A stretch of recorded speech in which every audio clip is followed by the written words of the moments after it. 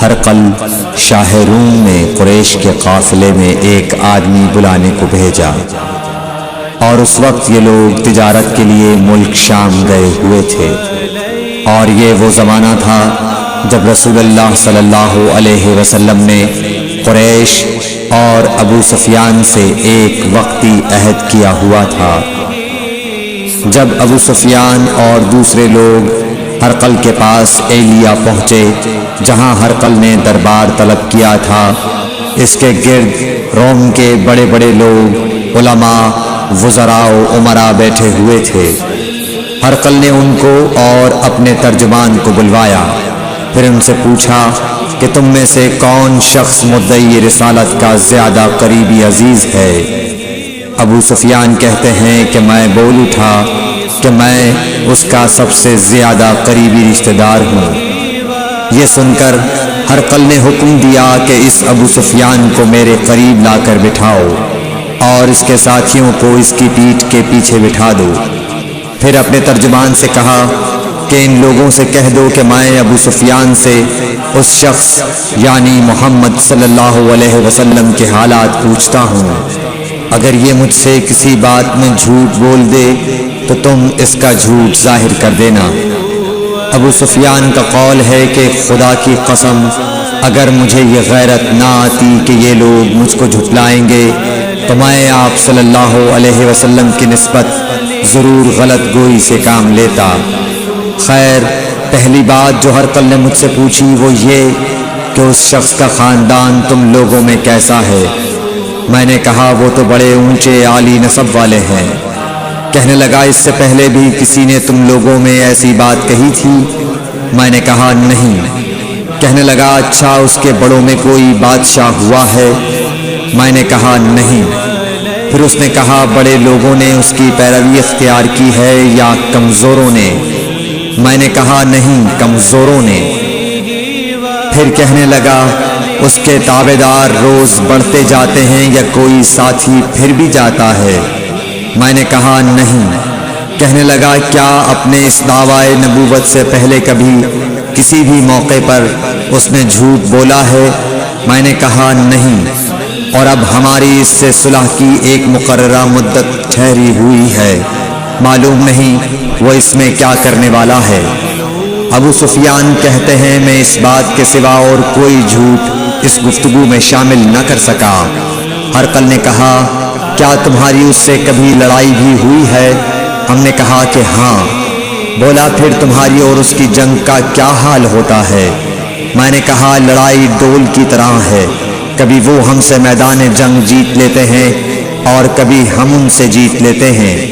ہرقل نے پوچھا وہ تمہیں کس بات کا حکم دیتا ہے؟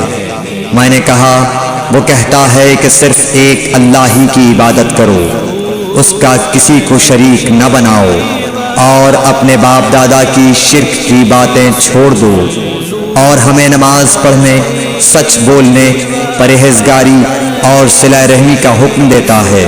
یہ سب سن کر پھر ہرقل نے اپنے ترجمان سے کہا کہ ابو سفیان سے کہہ دے کہ میں نے تم سے اس کا نسب پوچھا تو تم نے کہا کہ وہ ہم سے عالی نسب ہے، اور پیغمبر اپنی قوم میں عالی نسب ہی بھیجے جایا کرتے ہیں۔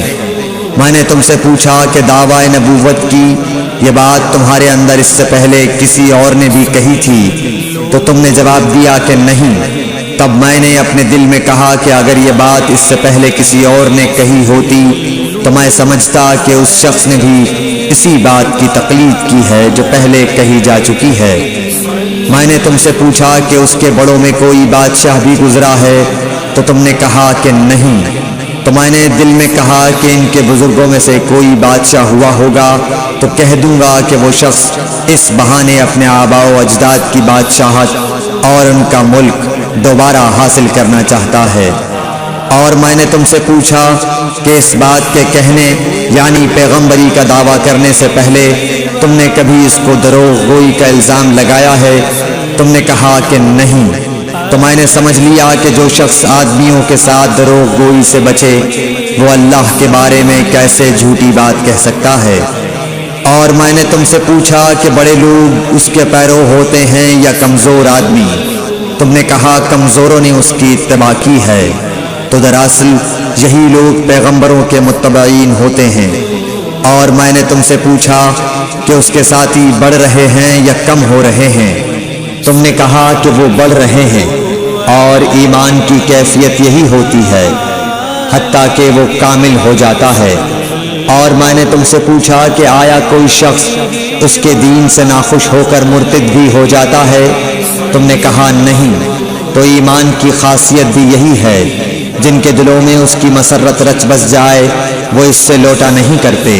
اور میں نے تم سے پوچھا کہ آیا وہ کبھی عہد شکنی کرتے ہیں؟ تم نے کہا نہیں۔ پیغمبروں کا یہی حال ہوتا ہے، وہ عہد کی خلاف ورزی نہیں کرتے۔ اور میں نے تم سے کہا کہ وہ تم سے کس چیز کے لیے کہتے ہیں؟ تم نے کہا کہ وہ ہمیں حکم دیتے ہیں کہ اللہ کی عبادت کرو، اس کے ساتھ کسی کو شریک نہ ٹھہراؤ، اور تمہیں بتوں کی پرستش سے روکتے ہیں، سچ بولنے اور پرہیزگاری کا حکم دیتے ہیں۔ لہٰذا اگر یہ باتیں جو تم کہہ رہے ہو سچ ہیں تو ان قریب وہ اس جگہ کا مالک ہو جائے گا کہ جہاں میرے یہ دونوں پاؤں ہیں۔ مجھے معلوم تھا کہ وہ پیغمبر آنے والا ہے، مگر مجھے یہ معلوم نہیں تھا کہ وہ تمہارے اندر ہوگا۔ اگر میں جانتا کہ اس تک پہنچ سکوں گا تو اس سے ملنے کے لیے ہر تکلیف گوارا کرتا۔ اگر میں اس کے پاس ہوتا تو اس کے پاؤں دھوتا۔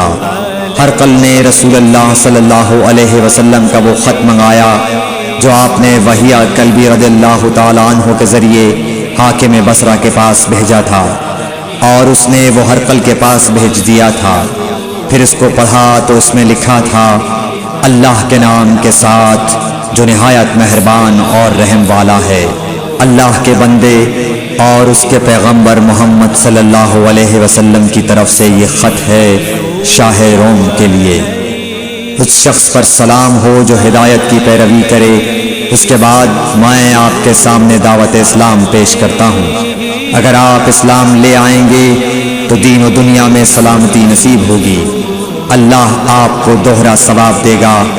اور اگر آپ میری دعوت سے روگردانی کریں گے تو آپ کی رعایا کا گناہ بھی آپ ہی پر ہوگا۔ اور اے اہل کتاب، ایک ایسی بات پر آ جاؤ جو ہمارے اور تمہارے درمیان یکساں ہے، وہ یہ کہ ہم اللہ کے سوا کسی کی عبادت نہ کریں اور کسی کو اس کا شریک نہ ٹھہرائیں، اور نہ ہم میں سے کوئی کسی کو خدا کے سوا اپنا رب بنائے۔ پھر اگر وہ اہل کتاب اس کتاب سے منہ پھیر لیں تو مسلمانوں، تم ان سے کہہ دو کہ تم مانو یا نہ مانو، ہم ایک خدا کے اطاعت گزار ہیں۔ ابو سفیان کہتے ہیں، جب ہرقل نے جو کچھ کہنا تھا کہہ دیا اور خط پڑھ کر فارغ ہوا تو اس کے ارد گرد بہت شور و غوغا ہوا، بہت سی آوازیں اٹھیں اور ہمیں باہر نکال دیا گیا۔ تب میں نے اپنے ساتھیوں سے کہا کہ ابو کبشہ کے بیٹے آن حضرت صلی اللہ علیہ وسلم کا معاملہ تو بہت بڑھ گیا، دیکھو تو اس سے بنی اصفر روم کا بادشاہ بھی ڈرتا ہے۔ مجھے اس وقت سے اس بات کا یقین ہو گیا کہ حضور صلی اللہ علیہ وسلم ان قریب غالب ہو کر رہیں گے، حتیٰ کہ اللہ نے مجھے مسلمان کر دیا۔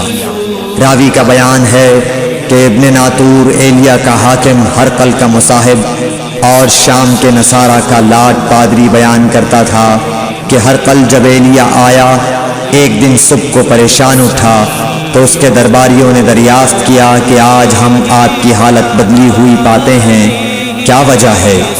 ابن ناطور کا بیان ہے کہ ہرقل نجومی تھا، علم نجوم میں وہ پوری مہارت رکھتا تھا۔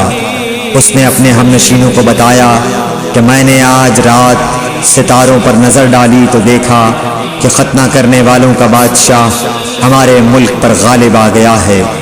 بھلا اس زمانے میں کون لوگ ختنہ کرتے ہیں؟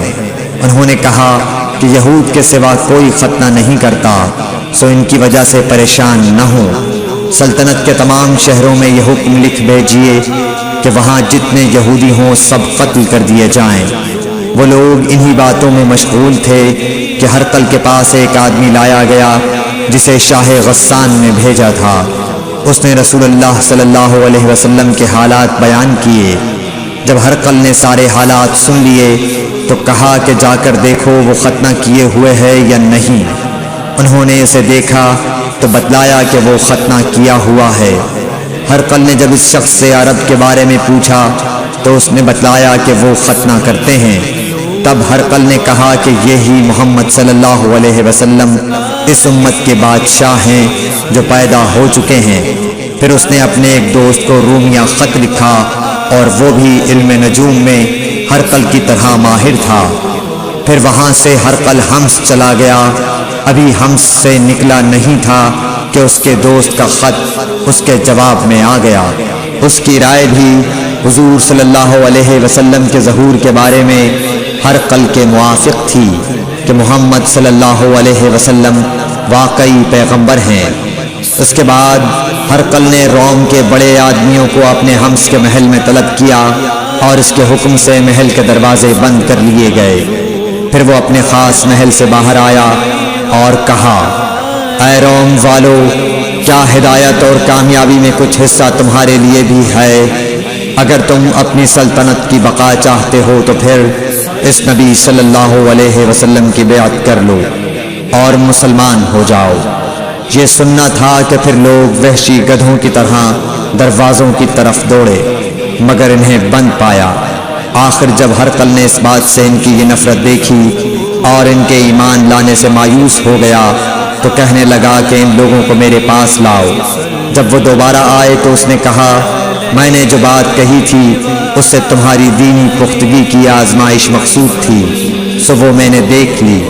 تب یہ بات سن کر وہ سب کے سب اس کے سامنے سجدے میں گر پڑے اور اس سے خوش ہو گئے۔ بالآخر ہرقل کی آخری حالت یہی رہی۔ صحیح بخاری حدیث نمبر 7۔